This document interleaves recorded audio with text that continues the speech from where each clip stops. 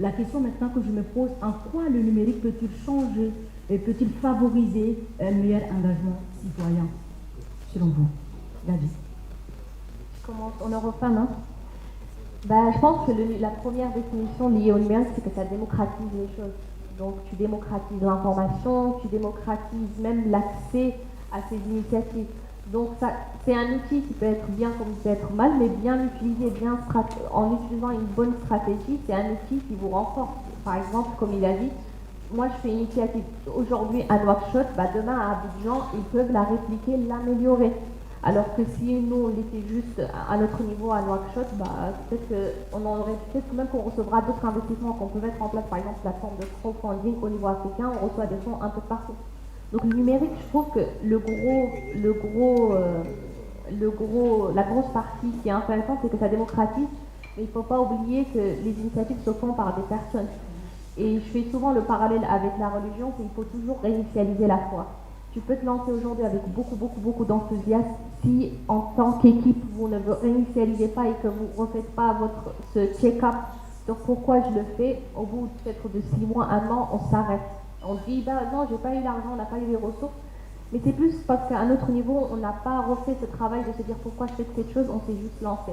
Donc le numérique, c'est bien pour démocratiser, pour accéder à des informations, mais il y a des personnes derrière, il faut faire ce travail sur cette équipe et les personnes derrière pour mener ces projets à bout.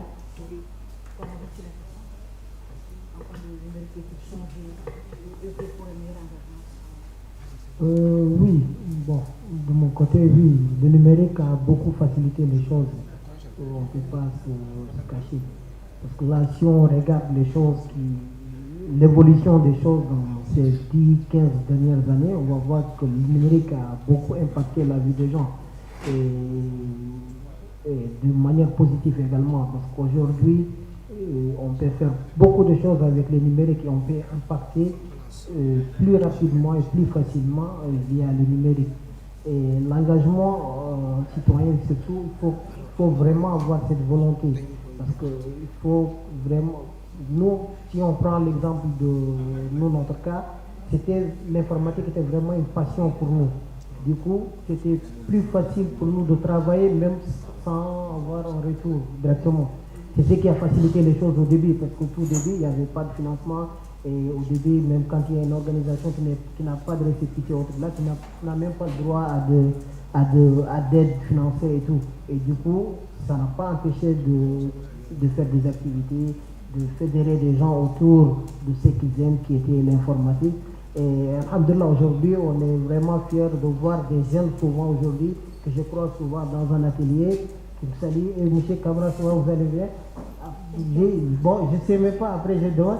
Mais vous ne vous rappelez pas, en 2016, on avait suivi une formation d'Innovrir dans le cadre de phase, ainsi de suite, qui travaille dans donc c'est quelque chose qui est vraiment qui est utile et qui a poussé vraiment des choses. Voilà, exactement, c'est ça. Donc l'engagement citoyen, quand on s'engage, il faut se donner corps et âme et puis voilà. Et ne pas attendre vraiment un retour matériel, mais il faut le faire. En quoi le numérique peut-il vraiment changer? En quoi le numérique, je t'ai regardé en fait, en quoi le numérique peut-il changer notre quotidien? Quelques exemples peut-être. L'exemple, il est là au quotidien de tout un chacun.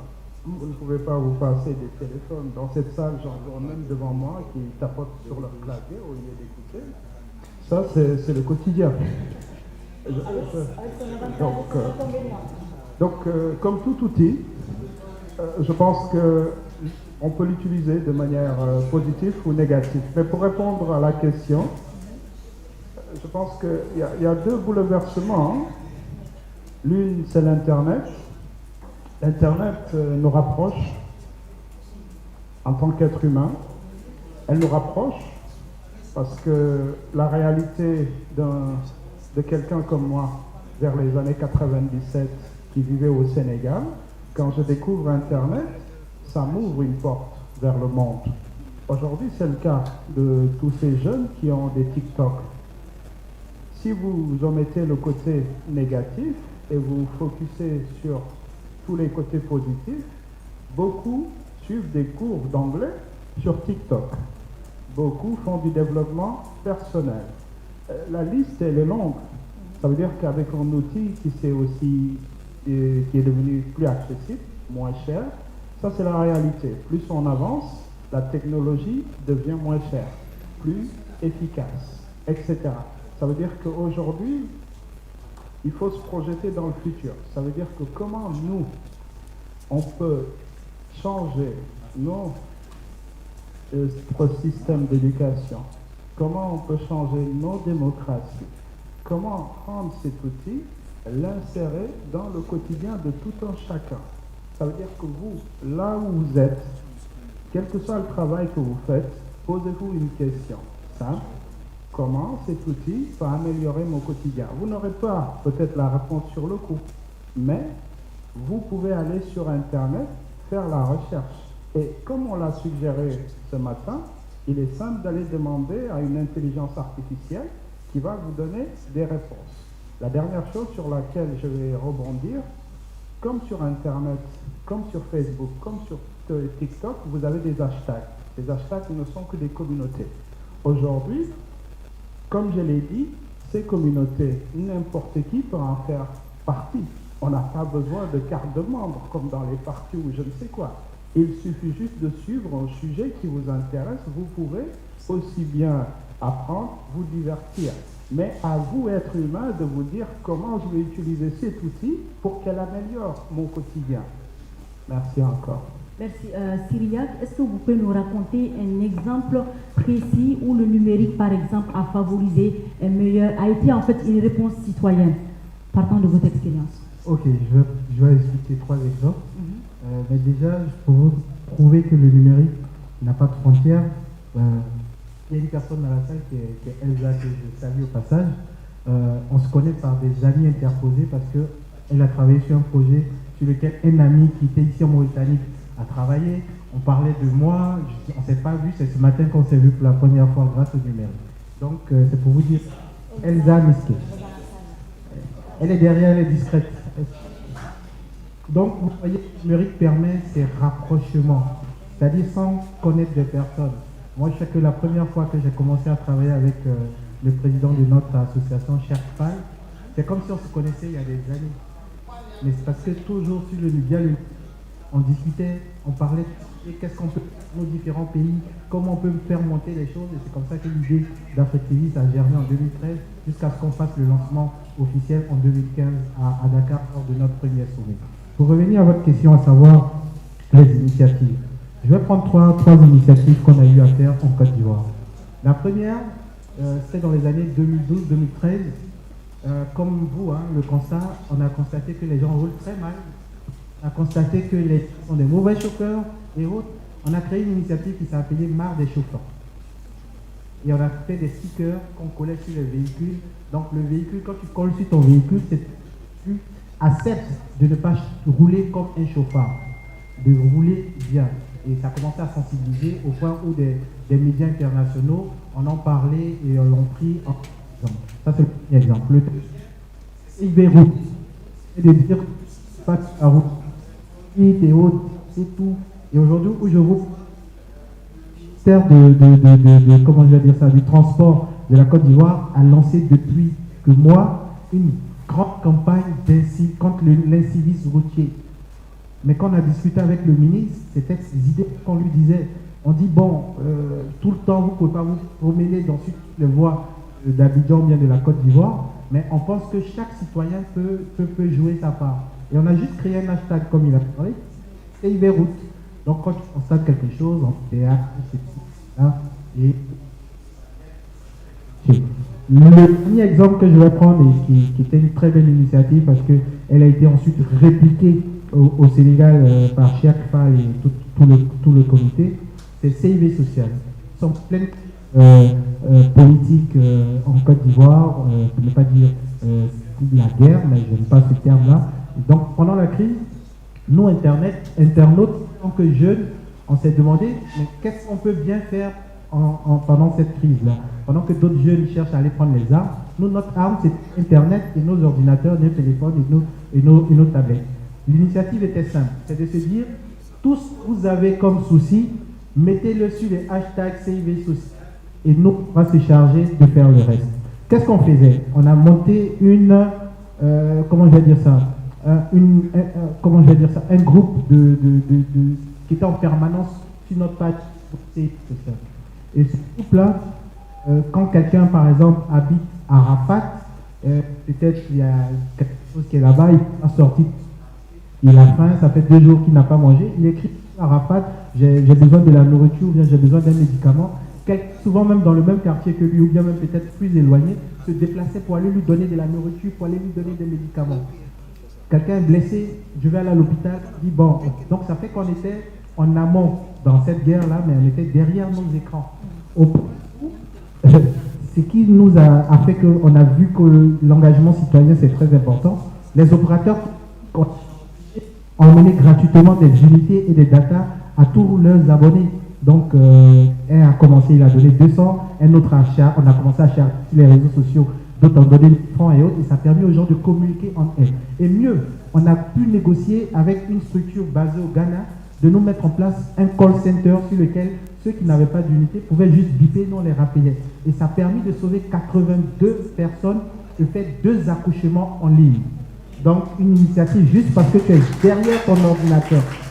Et c'est après qu'on a fait un événement qu'on a appelé un barcamp, où on a vu cette personne-là pour la première fois, mais on avait les larmes aux yeux parce que tu te dis le numérique peut changer la vie des gens, peut sauver des vies, le numérique peut créer une certaine cohésion sociale, le numérique peut emmener les gens à ne plus détester son voisin, mais plutôt à l'aimer. Donc c'est à nous de savoir ce qu'on veut faire de ce numérique-là. Et je pense que quelqu'un l'a dit sur cette table, qu'est-ce que vous voulez faire de ce numérique? Est-ce que vous voulez le faire juste pour être derrière votre WhatsApp ou un autre réseau social pour dire chérie, je t'aime, ça va, emmène-moi telle photo, ou bien tu veux prendre ce même numérique-là pour changer des vies, pour faire des choses, pour être un acteur incontournable dans ton pays, dans ta vie, dans ta communauté, dans ton quartier. Je pense que la balle est dans le camp de tout un chacun. À toi d'en faire de ce numérique-là quelque chose d'utile. Je répète, d'utile et de responsable.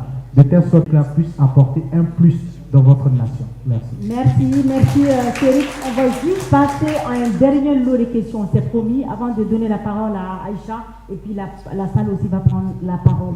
Donc comme nous a inspiré le thème en fait, c'était maintenant, selon vous, quels sont les défis de l'engagement citoyen? Vraiment en quelques mots, en termes de recommandations. On commence par Tesla. Je pense que c'est l'information, la sensibilisation. Et je pense qu'on le pense tous, et dans les discussions même familiales, chacun est énervé par telle ou telle chose, il n'y a pas assez d'engagement citoyen, mais ça reste des discussions. Il faut passer au-delà de ça, sensibiliser les gens, et je pense que la première sensibilisation se fait au niveau des écoles. Donc des initiatives où on apprend par exemple aux enfants de nettoyer leur salle de classe, de ranger après eux, ça pour moi c'est une première étape à faire. Mais sensibiliser les gens, et je pense que quand ils verront qu'il y a de plus en plus d'initiatives, les gens l'humain, intrinsèquement, il est bon, je pense. Au fond, il est bon, mais il a besoin de voir, il va suivre.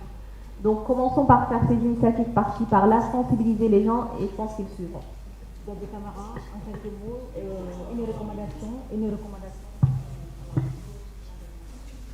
Oui, bon, pour les recommandations, je pense que, comme l'a dit Teslam, il faut une grande sensibilisation d'abord.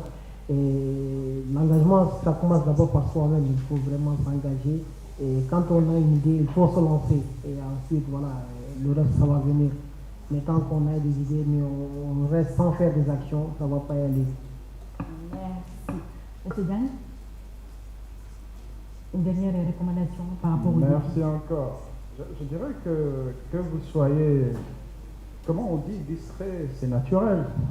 C'est l'être humain qui est distrait, surtout avec les outils du quotidien. Mais tout à l'heure, j'ai tendu le micro à madame. Dès que je lui ai tendu le micro, sa première réaction, qu'est-ce qu'elle m'a dit? Qu'elle ne s'y connaît pas en informatique ou en technologique ou je ne sais quoi. mais elle ne m'a pas dit sur le coup qu'elle n'a pas retenu le titre. Automatiquement, dès qu'on dit technique, aucune notion. Dès qu'on vous dit technique ou je ne sais quoi, on panique. Et la réaction première, c'est de dire « Oh non, non, aucune notion, tout va bien ».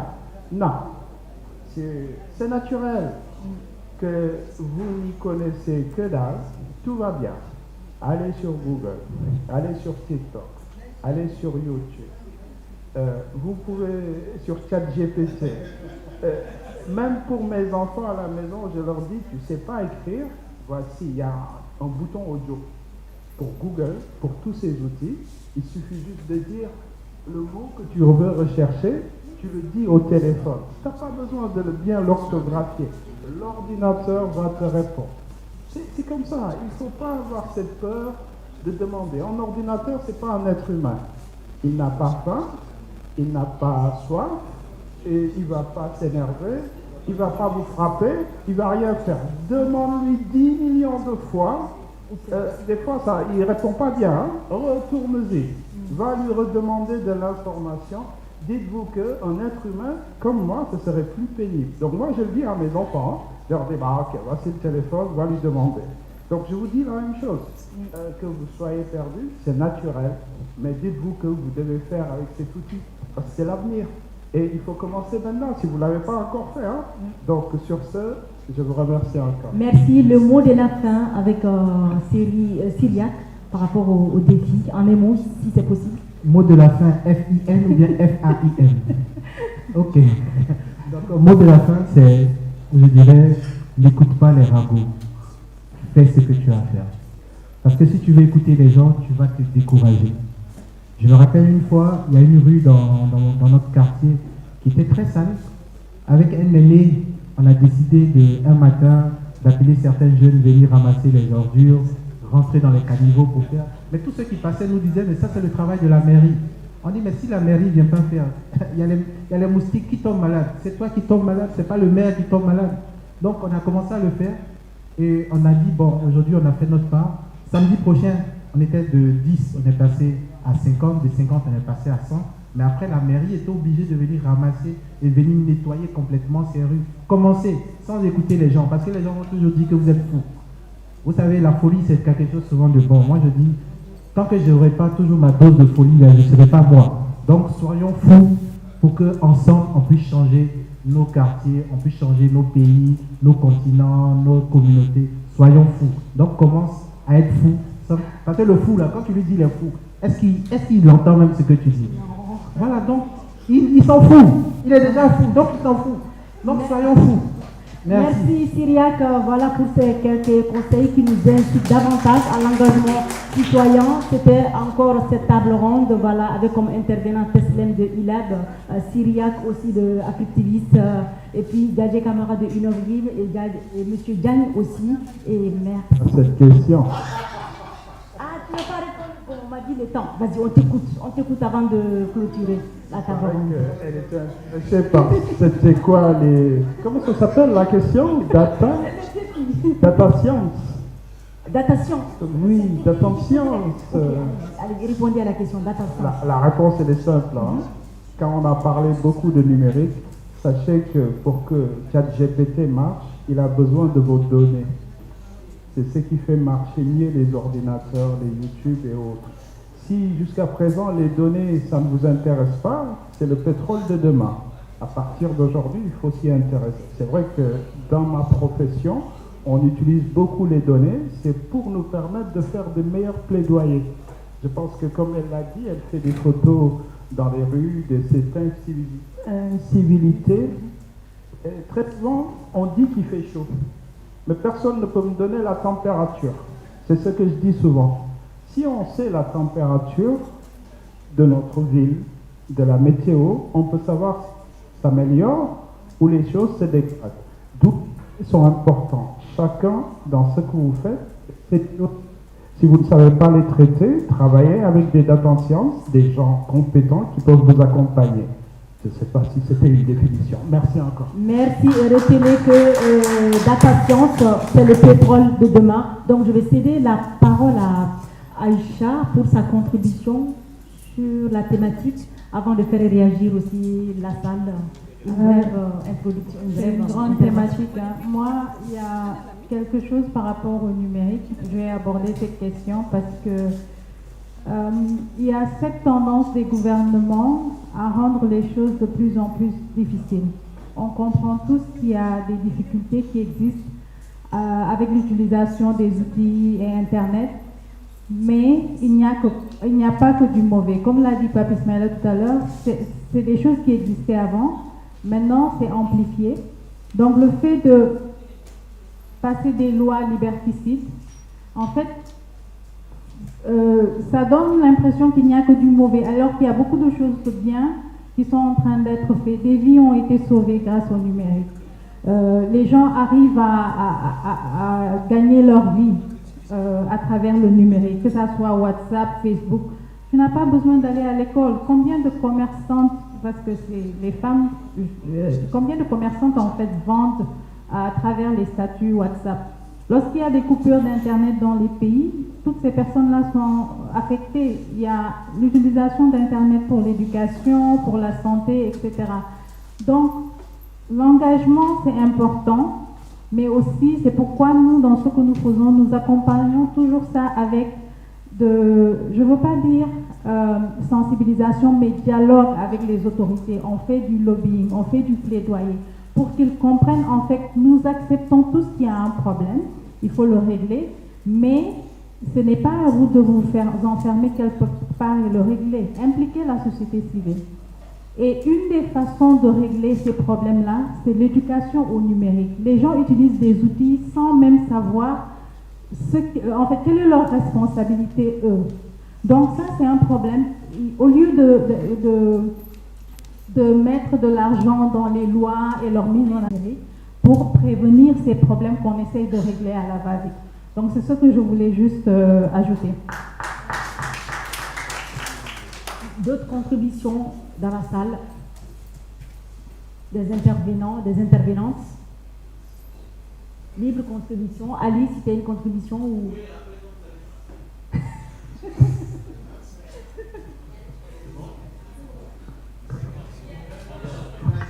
Ok, on y va. Le 10e micro. Il est où? Ah, c'est toi, ok.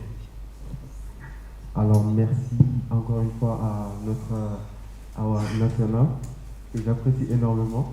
Ma première question déjà. Ah ouais, puissance, il est. En fait, je voulais juste. Ma première question, c'est pour Madame Tesla.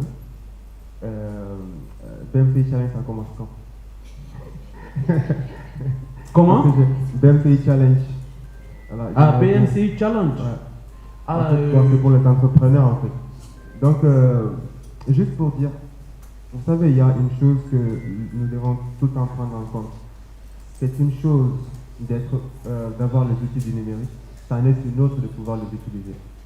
C'est une chose d'être résident d'un pays, ça en est une autre d'être un bon citoyen.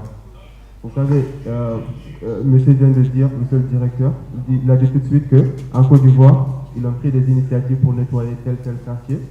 Et après, la mairie est venue, a pris les relais et ils ont continué à nettoyer. Mais est-ce que vous savez qu'ici, vous nettoyez, la mairie ne vous regarde même pas? C'est ça exactement en fait. Nous, on continue de nettoyer. Par exemple, à Rosso, je prends Ali Kébé comme témoin. Des jeunes sont là, qui viennent de Rosso. On nettoie tout le temps. Tout le temps, on nettoie. Pendant les vacances, il y a tout le temps des initiatives jeunes. Pause. Quand tu nettoies, tu en parles où? Nulle part, juste entre nous. Parle sur les réseaux sociaux. Ouais, Fais du bruit. Tu connais Awa aujourd'hui, tu dis Awa, samedi dernier, on était 50 à ramasser les trucs. Voici les photos, poste. Tu connais aujourd'hui plein de personnes du réseau Afrique-TV. Nous, on en repart. Forcément, quelqu'un va voir ça, il va dire, ah, il y a des jeunes à Rosso qui sont en train de faire quelque chose. Si tu es dans ton coin, on est dans un monde aujourd'hui, dans un monde de communication. Si tu ne communiques pas, même sur l'infime chose que tu fais, personne ne saura que tu fais. Moi, aujourd'hui, si tu ne m'avais pas dit que tu nettoyais quelque chose dans ta commune à Rosso, moi, je ne vais jamais savoir que tu fais parce que je ne l'ai pas vu quelque part. Alors qu'il y a d'autres ici qui font des choses, mais je les vois, je les relais, on en parle, on en discute. C'est ça, c'est ce que nous, on sait faire. Mais si tu es dans ton coin et que tu n'en parles pas, eh bien, tu seras seul et la mairie ne va pas voir. Parce que peut-être le maire, toi, tu ne discutes pas avec lui, mais peut-être quelqu'un dans la salle ici discute avec le maire, déjeune avec le maire. Quand il va voir, il va dire, bon, il y a des jeunes dans ta commune. Là. Ils ont fait ça samedi dernier, tu étais où? Et ça va commencer à l'interpeller. C'est exactement ça. J'aime bien votre intervention puisque c'est des choses qui vont impacter en fait. Et plus il y a de l'impact, plus il y a des des solutions et des résultats qui vont tomber. Mais vous savez, nous sommes un pays où nous ne sommes pas à la recherche de cette chose, en fait, de ce résultat qui peut nous mener au développement, je peux dire. Chose que je voulais rebondir un peu sur M. Djadje. J'ai fait 1 an, 6 mois avec Inogrim. Il y a eu tellement d'initiatives, machallah, j'ai appris là-bas. Et pourtant, c'est des citoyens comme tout le monde qui ont fait leur initiative. Et moi, en tant que jeune, j'ai quitté Rosso, je suis venu ici, j'ai bénéficié aux formations et c'était tellement bénéfique. Là où je suis maintenant, je peux dire que au niveau informatique, alhamdoulilah, je m'en sors très bien. Et c'est grâce à eux. Super, super. Voilà. Super. Machallah, parce que Jarasila m'a énormément appris, énormément de choses.